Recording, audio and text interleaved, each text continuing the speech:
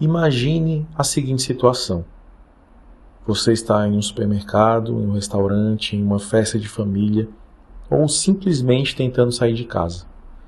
De repente, seu filho começa a gritar. Ele tapa os ouvidos, chora, anda de um lado para o outro. Talvez se jogue no chão, talvez não consiga explicar o que está se sentindo. As pessoas olham, algumas julgam, outras cochicham. E você, pai ou mãe de uma criança autista, sente que precisa resolver tudo imediatamente. Precisa acalmar seu filho, precisa explicar para quem está olhando, precisa controlar a situação, precisa controlar a própria irritação. E no meio disso tudo, talvez ainda apareça aquela pergunta silenciosa. Por que isso precisa ser tão difícil? Por que eu? Mas essa realidade está longe de atingir poucas famílias.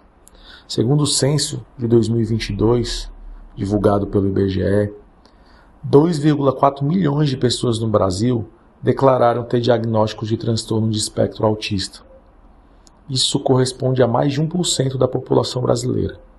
São milhões de pessoas.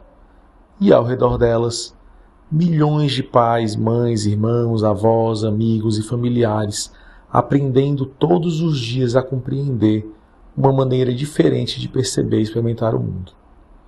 E é justamente nesse ponto que uma filosofia com quase 2000 anos pode ter algo interessante a te falar. Não sobre como curar o autismo, não sobre como impedir uma crise, e muito menos sobre transformar seu filho em outra pessoa. O estoicismo pode ensinar alguma coisa a quem precisa estar ao lado dessa criança todos os dias. Pode ensinar algo aos pais. O que está sob o seu controle? Epicteto começa o seu manual com uma das afirmações mais importantes de toda a filosofia estoica. Algumas coisas estão sob nosso controle e outras não. Parece até uma frase simples, mas pense nela dentro da rotina de uma família com uma criança autista. Você não controla completamente como seu filho vai reagir a um ambiente barulhento. Você não controla a sensibilidade dele a determinados sons. Não controla todas as dificuldades de comunicação. Não controla o julgamento das outras pessoas. Não controla o comentário inconveniente de um parente. Muito menos alguém no supermercado olhando de forma torta. E nem controla o fato dele ser autista. Mas existem coisas que continuam pertencendo somente a você. Sua resposta, sua preparação, sua maneira de interpretar aquela situação. A decisão de aprender mais sobre o seu filho. A escolha entre responder com raiva ou tentar compreender o que aquele comportamento está tentando comunicar. Epicteto continua explicando que estão sob nosso controle coisas como nossas opiniões, impulsos, desejos e aversões. O princípio não significa que podemos controlar perfeitamente nossas emoções. Significa que devemos concentrar nossa energia principalmente naquilo sobre o qual temos alguma possibilidade real de ação. Talvez essa seja uma das primeiras grandes lições do estoicismo para os pais. Pare de gastar toda a sua força tentando controlar aquilo que não depende de você. Isso não é desistência. É justamente o contrário. É guardar energia para agir onde sua ação realmente pode fazer a diferença. Você tem que entender que a criança não está fazendo isso contra você. Existe outra ideia estoica extremamente poderosa. Marco Aurélio escreveu suas meditações sem imaginar que seriam um dia publicadas. E talvez por isso elas sejam tão humanas. Era um diário particular. Um homem lembrando a si mesmo, repetidas vezes, de como deveria enfrentar as dificuldades. Logo no início do livro 2, Marco Aurélio escreve que, ao começar o dia, devemos esperar encontrar pessoas intrometidas, ingratas, arrogantes, desonestas, invejosas e difíceis. A ideia pode até parecer pessimista, mas não é. Marco Aurélio está fazendo uma preparação mental. Ele está dizendo a si mesmo: não se surpreenda quando o mundo não se comportar exatamente como você gostaria. Agora, transporte esse princípio para a parentalidade. Talvez uma das maiores fontes de sofrimento seja criar mentalmente um dia perfeito. Hoje ele vai se comportar. Hoje vamos conseguir jantar tranquilamente. Hoje ele não vai ter uma crise. Ele não vai bater em alguém, gritar com alguém. E quando a realidade quebra essa expectativa, surge uma segunda camada de sofrimento. Não existe apenas a dificuldade daquele momento, existe também a revolta. Isso não deveria estar acontecendo. O estoicismo convida você a substituir essa frase. E em vez de dizer, isso não deveria estar acontecendo, experimente agora dizer, isso está acontecendo. O que eu posso fazer agora? Parece uma diferença pequena, mas psicologicamente é enorme. Uma frase luta contra a realidade, a outra começa a trabalhar com ela. O obstáculo pode se transformar em caminho.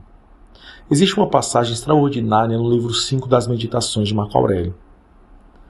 Marco Aurélio escreve, em essência, que a mente pode adaptar e converter aquilo que impede sua ação em algo que favoreça seu propósito. E conclui, o impedimento à ação faz avançar a ação. O que se interpõe no caminho torna-se o caminho. Pense nisso. Quantos pais imaginavam uma determinada infância para os seus filhos? Talvez imaginassem certas conversas, certas viagens, uma rotina específica, a escola de determinada maneira, brincadeiras de determinada maneira. Então veio o diagnóstico, em alguns casos acompanhado de medo, incerteza, perguntas. Como será o futuro? Ele será independente? Ele vai conseguir estudar? Vai trabalhar? Quem cuidará dele quando eu não estiver aqui? Essas perguntas são profundamente humanas. O estoicismo não exige que você finja que elas não existam, mas propõe outra pergunta. O que essa realidade está exigindo que eu me torne? Talvez mais paciente, mais observador, menos preocupado com a opinião dos outros, mais atento às pequenas conquistas, mais capaz de perceber formas diferentes de comunicação. O obstáculo continua sendo um obstáculo, mas sua relação com ele muda. Aquilo que você jamais escolheria pode acabar desenvolvendo em você virtudes que talvez nunca fossem desenvolvidas de outra maneira. Isso não significa romantizar o sofrimento. Significa perguntar o que podemos construir apesar dele. Não é o acontecimento, é o julgamento sobre o acontecimento. Epicteto escreve no capítulo 5 do seu manual, abre aspas, os homens são perturbados não pelas coisas, mas pelas opiniões que têm sobre elas, fecha aspas. Imagine novamente uma criança em crise em um ambiente público. Existe o acontecimento. Seu filho está chorando e gritando. Depois existe a interpretação. Todo mundo está me julgando. Sou uma péssima mãe, sou um péssimo pai. Não consigo controlar meu próprio filho. Ele está fazendo isso para me desafiar. Minha vida nunca será normal. Percebe a diferença? O primeiro elemento é um fato. Os outros são interpretações. E são essas interpretações que frequentemente transformam uma situação difícil em algo quase insuportável. Talvez algumas pessoas realmente estejam julgando, mas isso pertence a elas. Sua responsabilidade naquele momento é outra. Seu filho e você. Mas eu estou cansado. Talvez alguém ouvindo este vídeo pense, é fácil falar de filosofia, quero ver viver isso todos os dias. Essa crítica é justa, porque existem pais exaustos, pais que dormem mal, pais preocupados com escola, terapias, dinheiro, futuro e inclusão, pais que amam profundamente os filhos e ao mesmo tempo estão cansados. Uma coisa não elimina a outra. É aqui que Sêneca se torna particularmente interessante. Em suas cartas a Lucílio, ele escreve repetidamente sobre antecipação, medo e sofrimento. Na carta 13, encontramos uma de suas ideias mais conhecidas. Sofremos mais frequentemente na imaginação do que na realidade. E isso não significa que o sofrimento seja imaginário. Significa que frequentemente acrescentamos ao problema presente todos os problemas futuros que ainda nem aconteceram. Uma dificuldade hoje se transforma mentalmente em e quando ele tiver 15 anos? E quando tiver 30? E quando eu morrer? Percebe o que aconteceu. Seu corpo está no presente, mas sua mente já está sofrendo por acontecimentos de décadas à frente. Sêneca diria: volte, resolva o problema que existe agora. Quando o problema de amanhã chegar, você lidará com ele com os recursos de amanhã. Amor sem ilusão de controle. Existe algo profundamente difícil em ser pai ou mãe. Você ama uma pessoa sobre a qual jamais terá controle completo. Talvez isso fique ainda mais evidente quando existe alguma necessidade especial.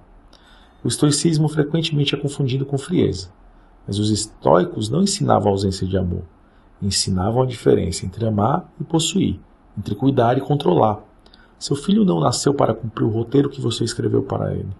Nenhum filho nasceu. Talvez ele não goste das mesmas coisas que você imaginou.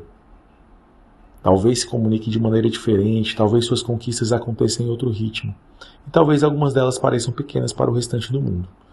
Mas não para você. Uma palavra, um alimento novo, um abraço espontâneo, conseguir entrar em um ambiente que antes era insuportável, aprender a pedir algo, dormir uma noite inteira. Pequenas vitórias podem assumir proporções gigantescas quando entendemos o caminho necessário para alcançá-las. O que fazer durante uma crise? É importante fazer uma distinção. Estoicismo não substitui acompanhamento médico, psicológico, terapêutico ou estratégias específicas recomendadas pelos profissionais que acompanham uma criança autista. Estamos falando aqui sobre os pais, sobre a postura interna de quem está cuidando. Quando uma situação difícil começar, talvez você possa criar um pequeno exercício estoico. Primeiro, o que está acontecendo de fato? Sem julgamento, apenas fatos. Segundo, o que não depende de mim agora? O barulho, as pessoas olhando, a crise já ter começado? Então deixe essas coisas mentalmente de lado. Terceiro, o que depende de mim? Posso diminuir estímulos? Posso falar menos? Posso retirar meu filho daquele ambiente? Posso controlar o volume da minha própria voz? Posso esperar alguns minutos antes de tomar uma decisão? Perceba, o estoicismo não resolveu a crise. Ele ajudou a impedir que existissem duas crises ao mesmo tempo, a crise da criança e a crise emocional do adulto. Você também vai falhar. E existe ainda outra realidade. Nenhum pai conseguirá fazer isso perfeitamente. Você perderá a paciência algumas vezes, vai dizer algo e depois pensar: eu não deveria ter dito aquilo. Vai existir um dia em que o cansaço vencerá a filosofia. Marco Aurélio também falhava. Se não falhasse, provavelmente não precisaria escrever tantas vezes para si mesmo sobre paciência, raiva, disciplina e autocontrole. As meditações são justamente o registro de um homem tentando melhorar, não de um homem perfeito.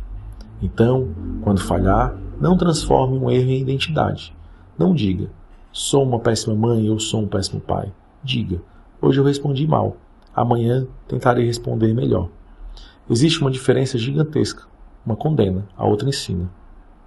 Talvez seja isso que os estoicos possam ensinar. Seu filho não precisa de um pai perfeito, nem de uma mãe que jamais se irrita. Precisa de alguém disposto a continuar aprendendo. Talvez você não consiga controlar todas as crises. Nem consiga controlar o olhar das pessoas. Nem consiga prever exatamente como será o futuro. Mas você ainda pode controlar uma coisa fundamental: quem você escolhe tentar ser diante de tudo isso. Epicteto nos lembra: existem coisas que dependem de nós e coisas que não dependem. Sêneca nos lembra: não precisamos sofrer hoje por todos os problemas que imaginamos para o amanhã. E Marco Aurélio também nos lembra: aquilo que encontramos no caminho pode se tornar parte do próprio caminho. Talvez o estoicismo não possa mudar seu filho. E talvez esse nunca devesse ser o objetivo. Mas ele pode mudar a maneira como você atravessa essa jornada ao lado dele. Quando seu filho estiver agitado, respire antes de responder. Quando alguém julgar, lembre-se de quem realmente importa naquele momento. Quando você pensar demais no futuro, volte para o hoje. E quando um dia particularmente difícil terminar, talvez você possa fazer exatamente aquilo que Marco Aurélio fazia há quase 2000 anos. Olhar para si mesmo, reconhecer onde errou, reconhecer onde acertou e decidir: amanhã tentarei novamente, porque talvez coragem não seja controlar tudo. Talvez coragem seja compreender que algumas coisas jamais estarão sob nosso controle. E mesmo assim, continuar presente, continuar aprendendo, continuar cuidando e continuar amando. Para ver outros vídeos e ouvir outros vídeos como esse, se inscreva no canal e deixe seu like no vídeo.